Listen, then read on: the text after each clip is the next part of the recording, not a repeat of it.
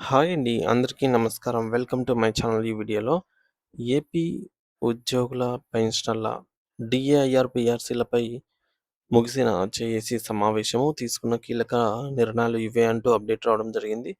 So, దీనికి సంబంధించిన పూర్తి సమాచారాన్ని ఈ వీడియోలో తెలుసుకుందాము. వీడియో అయితే ఎక్కడే గానీ స్కిప్ చేయకుండా ఎండ్ వరకు చూసేయండి. అప్పుడే ఇన్ఫర్మేషన్ పూర్తిగా అర్థమవుతుంది. అలాగే వీడియో చూస్తున్న ప్రతి ఒక్కరూ లైక్ చేయండి ఫ్రెండ్స్. ఈ వీడియోని తోటి ఉద్యోగ పెన్షనర్ మిత్రులతో అయితే షేర్ చేయండి. కొత్తగా మన ఛానల్ చూస్తున్న వారు ఇంకా ఎవరైనా సబ్స్క్రైబ్ చేసుకోకపోతే వెంటనే మన ఛానల్ అయితే సబ్స్క్రైబ్ చేసుకోండి. సబ్స్క్రైబ్ చేసుకోవడం వల్ల నేను చేసే ప్రతి ఒక్క వీడియో మీ వరకు రీచ్ అవుతుంది. ఫ్రెండ్స్, ఇక విషయానికి వచ్చినట్లయితే ఆంధ్రప్రదేశ్ రాష్ట్రంలోని ప్రభుత్వ ఉద్యోగులు మరియు పెన్షనర్ల సమస్యలు ప్రస్తుతం ఒక కీలక దశకైతే చేరుకున్నాయి. మరి గత కొంతకాలంగా పెండింగ్‌లో ఉన్నటువంటి పీఆర్సీ, ఐఆర్ మరియు ఇతర ఆర్థిక ప్రయోజనాలపైన చర్చించేందుకు ఏపీ జేఏసీ అమరావతి రాష్ట్ర సెక్రటేరియట్ అత్యవసర సమావేశాన్నైతే నిర్వహించింది. అయితే ఈ కీలక సమావేశం ఆదివారం 2వ తేదీ అంటే నిన్నటి రోజున విజయవాడలోని రెవెన్యూ భవన్‌లో అత్యంత ఉత్కంఠభరితమైనటువంటి వాతావరణంలో జరిగింది. AP JAC Amaravati chairman Bopparaju Venkateswarlu గారు ఈ మేరకు ఈ సమావేశానికి అధ్యక్షత వహించి ప్రభుత్వం అనుసరిస్తున్న మొండి వైఖరిని ఎండగట్టారు. ఈ సమావేశంలో సెక్రటరీ జనరల్ పలిశెట్టి దామోదరరావు, ఉద్యమ కమిటీ చైర్మన్ టీవీ ఫణి పేర్రాజ్, కోశాధికారి తెమ్మనపర్తి నాగేశ్వరరావులతో పాటు రాష్ట్రంలోని వివిధ ప్రధాన భాగస్వామ్య సంఘాల నాయకులు, సెక్రటేరియట్ సంఘాలు పెద్ద ఎత్తున పాల్గొన్నాయి. వీరందరూ కూడా ప్రభుత్వం తమ పట్ల చూపిస్తున్న నిర్లక్ష్యంపై తీవ్రస్థాయిలో అసంతృప్తిని మరియు ఆగ్రహాన్ని అయితే వ్యక్తం చేశారు. ముఖ్యంగా గత నెలలో జరిగినటువంటి చర్చల పరంపరను నాయకులు ఈ సందర్భంగా అయితే గుర్తు చేశారు. జూలై 10 మరియు 11 తేదీలలో ఆర్థిక, రెవెన్యూ మరియు సమాచార పౌర సంబంధాల శాఖ మంత్రులతో ఏపీ జేఏసీ అమరావతి నాయకత్వం 2 రోజుల పాటు సుదీర్ఘంగా చర్చలైతే జరిపింది. ఆ తర్వాత జూలై 2వ తేదీన అన్ని ఉద్యోగ సంఘాలతో కలిసి మంత్రివర్గ ఉపసంఘం మరోసారి భేటీ అయ్యింది. అయితే ఇన్ని దఫాలుగా చర్చలు జరిగినప్పటికీ ప్రభుత్వం ఇప్పటివరకు ఒక్క సమస్యపై కూడా అధికారిక నిర్ణయాన్ని ప్రకటించకపోవడం ఉద్యోగుల్లో తీవ్ర ఆందోళనకు మరియు అభద్రతా భావానికి అవుతోంది అని నాయకులు ఆవేదన వ్యక్తం చేశారు. ప్రభుత్వం కేవలం చర్చల పేరుతో కాలయాపన చేస్తూ ఉద్యోగుల నుంచి వస్తున్న నిరసన సెగను తగ్గించేందుకు ప్రయత్నిస్తోందని, తద్వారా ఉద్యమాన్ని పక్కదారి పట్టించాలని చూస్తోందని చెప్పేసి వారు బలంగా అభిప్రాయపడ్డారు. అయితే చైర్మన్ బొప్పరాజు వెంకటేశ్వర్లు గారు మాట్లాడుతూ, ఉద్యమానికి సిద్ధమవుతున్న తమను చర్చలకు పిలిచి ప్రభుత్వం చర్చలు ముగిసి 10 రోజులు దాటినా సరే ఎటువంటి పురోగతి చూపకపోవడము సమంజసం కాదన్నారు. ప్రస్తుతం కూటమి ప్రభుత్వం ఎన్నికల సమయంలో తాము ఉద్యోగుల ఫ్రెండ్లీ ప్రభుత్వం అని ఇచ్చిన హామీలకు ఇప్పుడు వారు వ్యవహరిస్తున్నటువంటి తీరుకు అస్సలు పొంతన లేదు అని ఆయన విమర్శించారు. అయితే గత ప్రభుత్వ హయాంలో 6 సంవత్సరాలుగా ఉద్యోగులకు రావాల్సినటువంటి సుమారు 28,000 కోట్ల రూపాయల బకాయిలను పెండింగ్‌లో ఉంచారు అని, ఇప్పుడు ఈ కొత్త ప్రభుత్వం వచ్చిన తర్వాత కూడా బకాయిల మొత్తం దాదాపు 25,000 కోట్ల రూపాయల వరకు ఉండటం శోచనీయమన్నారు. మేము ప్రభుత్వం నుంచి ఉచిత పథకాలు గానీ, అదనపు బోనస్‌లు కానీ అడగటం లేదు.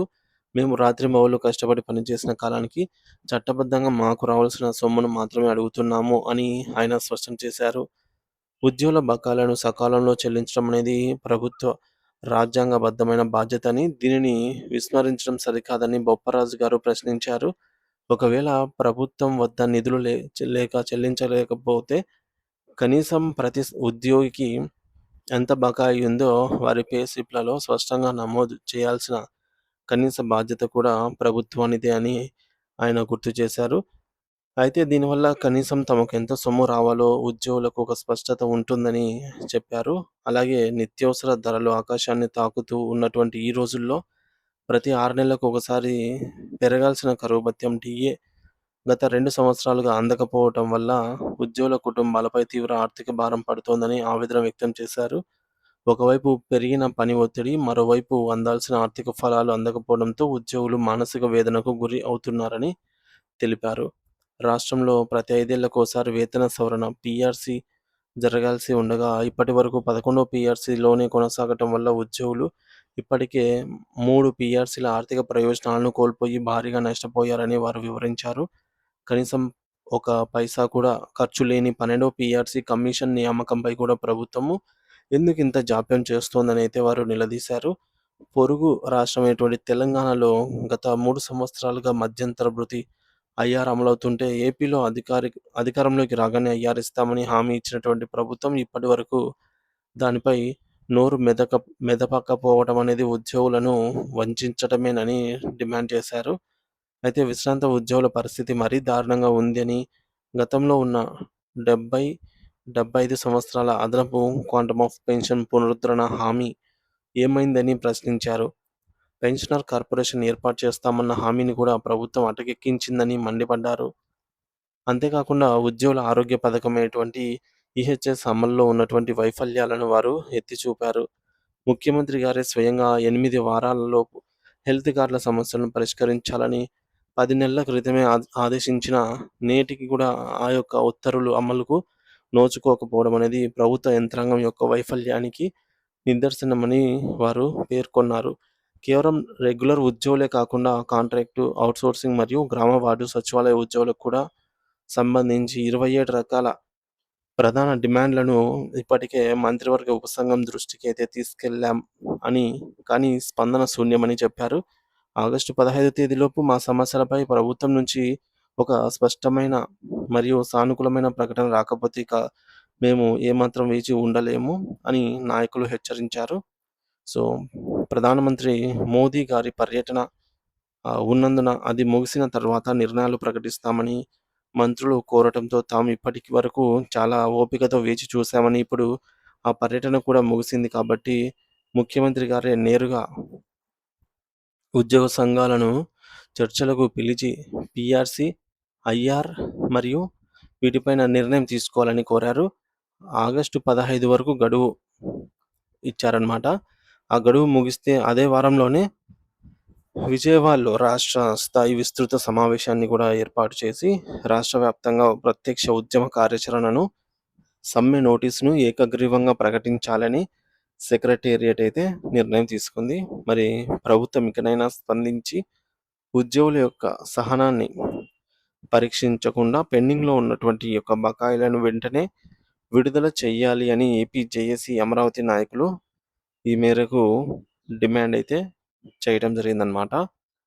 సో, మొత్తానికి ఆగస్టు 15 వరకు టైం ఇచ్చారు ఫ్రెండ్స్. మళ్ళీ నిన్న జరిగినటువంటి మీటింగ్లో తీసుకున్న నిర్ణయం ఇదే. ఈలోపు పీఆర్సీకి సంబంధించి అప్డేట్ కానీ, ఐఆర్‌కి సంబంధించి కానీ, డీఏలకు సంబంధించి కానీ ఎటువంటి అప్డేట్ రాకపోతే గనక ఏకగ్రీవంగా ఉద్యమానికి సిద్ధమైతే అయ్యారు.